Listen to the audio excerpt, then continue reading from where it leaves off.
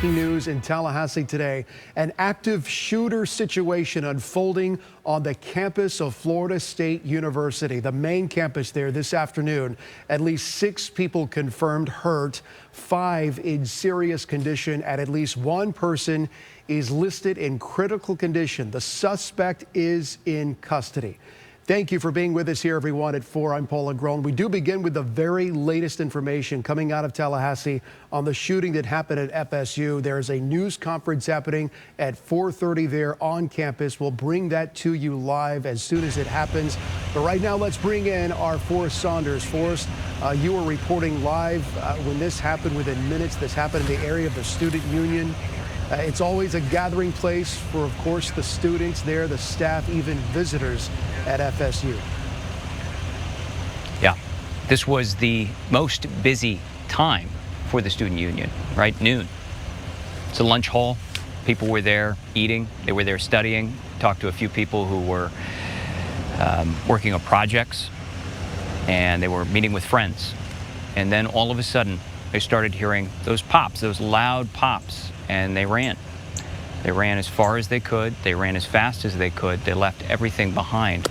I don't know if you watched during the last hour, but we were right across the street from the Student Union, and there were just items that were in people's hands, drinks, stuff like that. They had just dropped them. They just dropped them and left.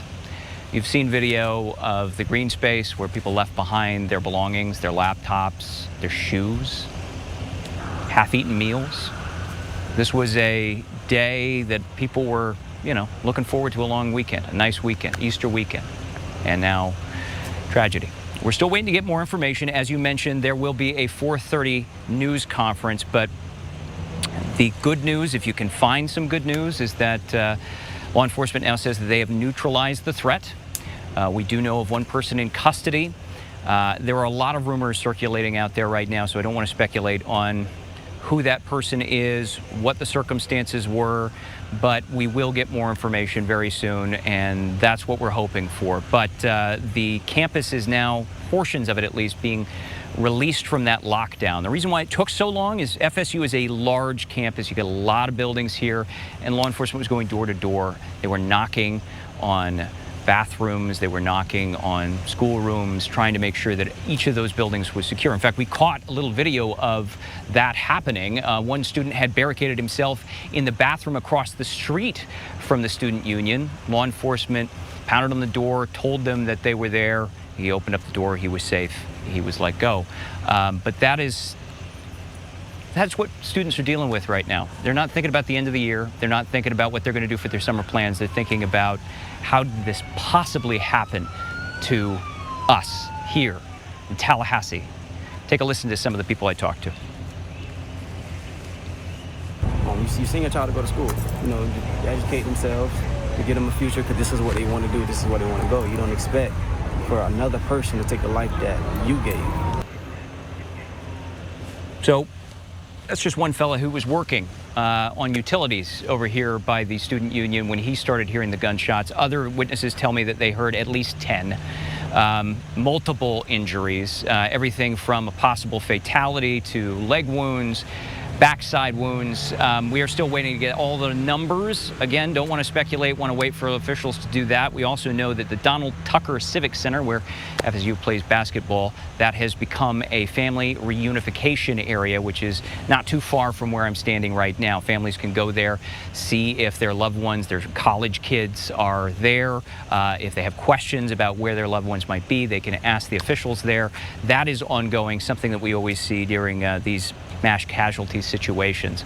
The next step here, again, finding out more information. That is what we are waiting for. But you can see behind me, it's just a sea of blue flashing lights. Law enforcement from all over the area, all over the country coming here. We have U.S. Marshals, we have FBI, we have Florida Fish and Wildlife here. They brought everybody they could think of to this area to make sure it was secure.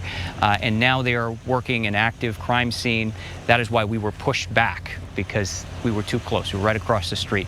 Now we are stationed here, maybe 2 blocks away from the Student Union, and we are starting to see a few people walk campus again, and it's starting to look a little bit more like a school, but with all of these flashing lights, It's just tragic, Paul. Yeah, I know this is tough for you, Forrest. You live there, you have friends there, so I appreciate your reporting here as this has been happening.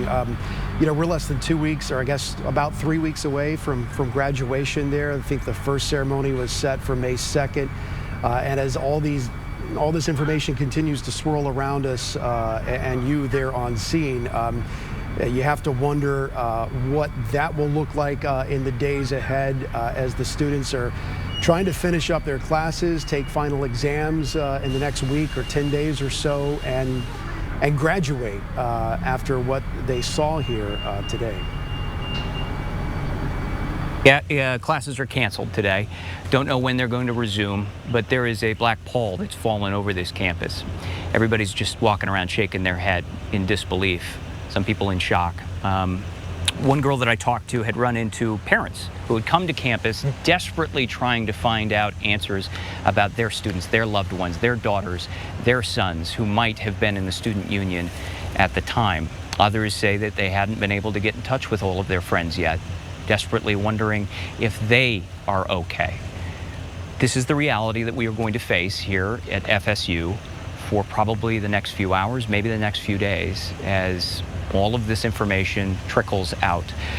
We don't know exactly what we will hear at 4:30, but we expect to hear more about the circumstances of the shooting, the number of shooters, if there were multiple, because there are rumors out there right now, some saying that may have been as many as 2 shooters. But we are going to wait to find out whether that is true. We hope that officials will enlighten us and give us a little bit more information, because that is the desperate search that we are all in for right now, is the search for information.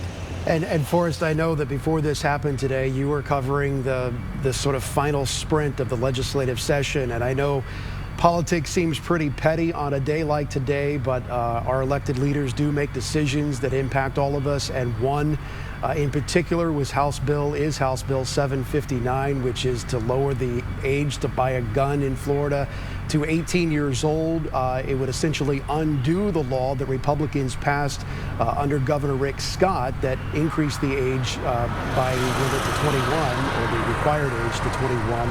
I know that's advanced in the House, and I hesitate to even ask this question, but you know, do you think this will impact this at all, given what happened just a couple of minutes up the road from the state capitol? It's a good question, Paul. Certainly top of mind. You've got lawmakers here in Tallahassee. Right now, they can craft legislation as they see fit, much like what happened during 2018's Parkland massacre. Lawmakers were here. They were able to do something, and what they did was they strengthened gun laws. They put in place red flag laws. They increased the purchase age for long guns, handguns in the Sunshine State. And now there is an effort to unravel some of those policies, as well as add open carry in the state. What I can tell you is that it seemed like this bill was always going to fail in the Senate.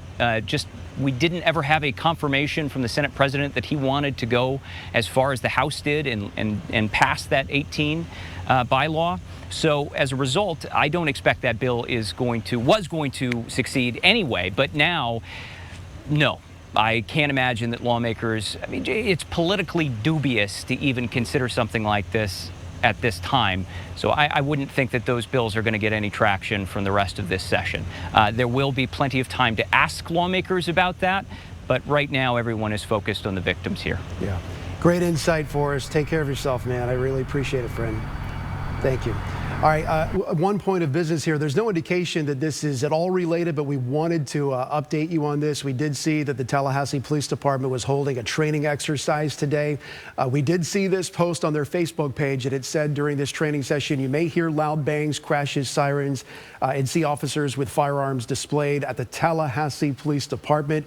Training is a top priority, it said. It helps us ensure the safety of our community and enable us to apprehend violent offenders or those who seek to cause harm to others. Your understanding and cooperation important to us as we work to enhance our readiness to serve and protect.